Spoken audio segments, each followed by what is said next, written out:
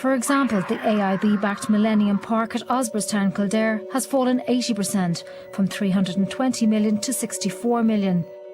And the AIB-backed former Vet College on Shelbourne Road in Dublin has fallen 60%, from 171 million to 68 million. The land is now used as a car park. Similarly, the glass bottle site in Dublin, where Anglo was the lead lender, has fallen 80% in value. Despite NAMA taking the bad loans from the banks and swapping them for bonds so that they can generate cash to get them going again, they are still broke. NAMA is only going to be a drop in terms of what these people owe to their lenders. As a result, banks still need to borrow cash, and plenty of it, from the government, even though it costs dearly for the government to borrow on international markets. So far, AIB has got 3.5 billion from government and is now predicted to need a further 4.4 billion. Bank of Ireland, which was also bailed out with 3.5 billion, now needs a further 2.8 billion. After Anglo's initial bailout from government for 3 billion, it's predicted to need between 5 and 6 billion, and Nationwide is said to need a further 2 billion.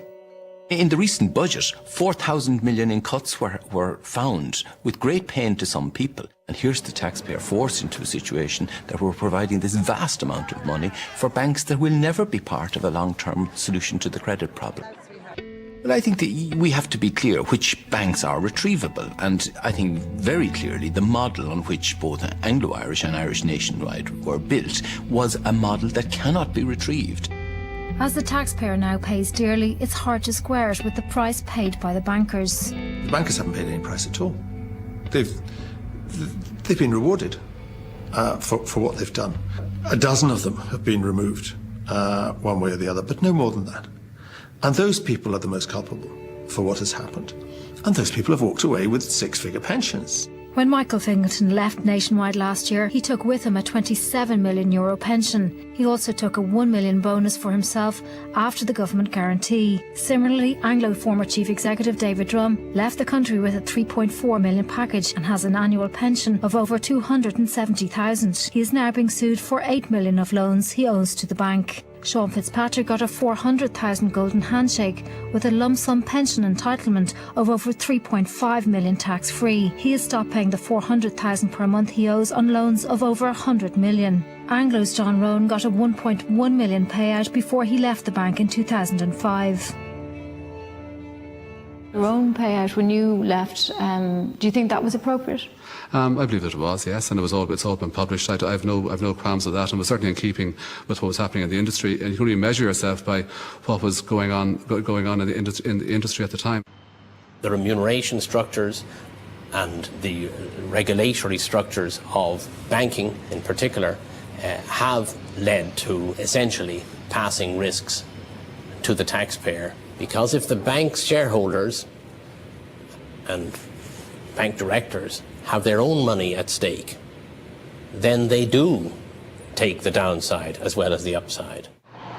You have pensioners who invested all their savings in some of these banks and they've seen them blown away. They have paid the price. But many of the executives have simply walked away, some of them with golden handshakes, and they haven't seen the reduction in their standard of living. The economy's gone very, very well on the back of a pro-business government. The hope is that lessons will be learned as we all carry the massive financial burden of the banking crisis. Well, the danger of having too much regulation is that you're just going to stifle business and we're not going to have any success. But the message so far from bankers and advocates of light touch regulation is that they don't easily change their spots. If anyone could tell me as to what area regulation we could have done differently in recent years that would have prevented this particular crisis, they should let people not only me know, but other people all around the world. Some, at least, can face up to the past. So people that believed they were driving sustainable models, believed they were taking steps to actually be risk averse, were wrong. And the industry was wrong. You believed? I believed what I was doing was sustainable, yes, and then I was wrong. You regret what happened?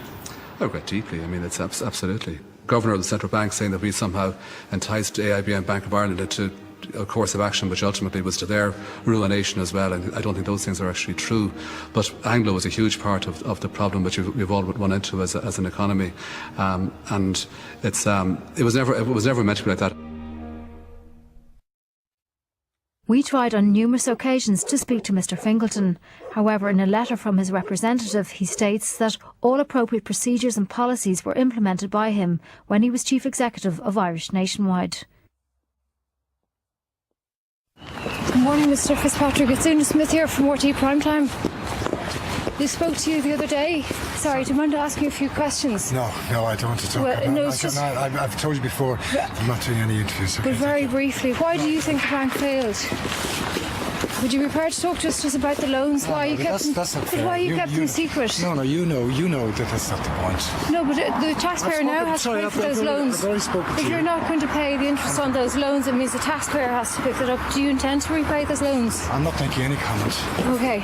Why do you think the bank failed and had to be nationalised? In what sense? Could you tell me that? Was it to do with the lending to top developers? Because top developers bypass credit committee and that kind of thing. Are you aware of that? You were the chairman, so you would have been in a supervisory role, Mr Fitzpatrick. Of course, yeah. Do you not think the public have a right to know about these things? Can I just say to you, do you not think that I have a right to any type of privacy? Do you not think that when I spoke to you already on the phone, okay? When you asked me and I said no, and I wasn't... The liabilities of the bank now have to be taken up by the taxpayer. I wasn't going to make an interview. I'm going to do an interview with you. And that's it. Do you regret what happened? Of course we regret it.